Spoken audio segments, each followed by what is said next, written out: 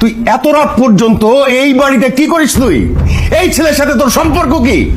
আমি ভালো করে খোঁজ নিয়ে দেখেছি, তুই এই বাড়িতে প্রায়ই আসিস, প্রতিদিন আসিস।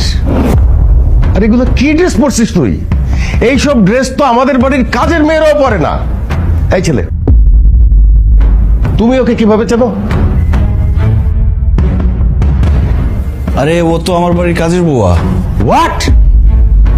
আমার মেয়ে এই বাড়িতে কাজের মেয়ে? অসম্ভব।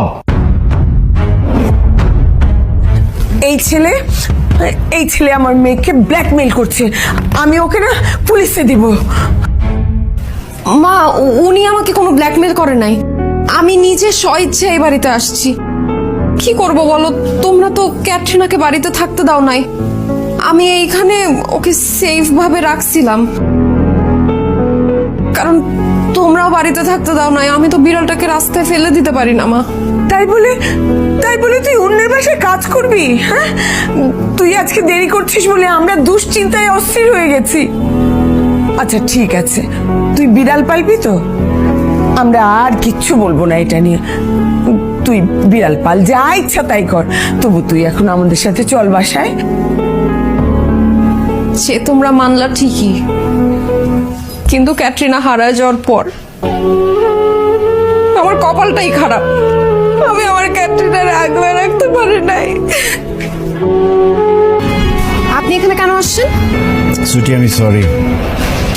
আমি জানি আমি অনেক বড় ভুল করে ফেলছি, তারপরও আমি আমার ভুল বুঝতে পেরেছি। আমাকে ক্ষমা করে দাও প্লিজ। তোমার জন্য একটা গিফট নিয়ে আসছি, দেখো। আপনার কেন মনে হলো আমি আপনার থেকে গিফট নিব? আমি তো আপনাকে ক্ষমাই করব না। আপনার থেকে গিফট নেওয়ার প্রশ্নই ওঠে না। আপনি প্লিজ যান এখান থেকে। আরে একটাবার দেখো। আমি আপনার গিফট নিব না বললাম না? আপনি যান প্লিজ। আরে খুলেই দেখো একটাবার। আমি আপনার গিফট নিতে চাচ্ছি না। ঠিক আছে ক্যাটরিনা, তোমার মা তোমাকে নিবে না। চলো, তুমি আমার কাছে থাকবা।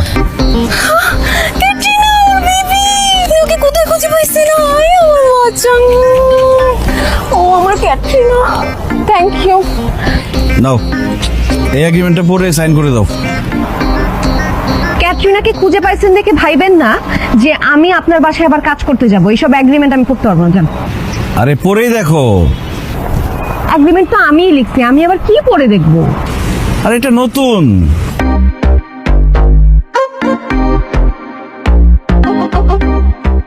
আজ থেকে সারা জীবনের জন্য ক্যাটরিনা ও ক্যাটরিনার মায়ের দায়িত্ব আমি নিতে চাই।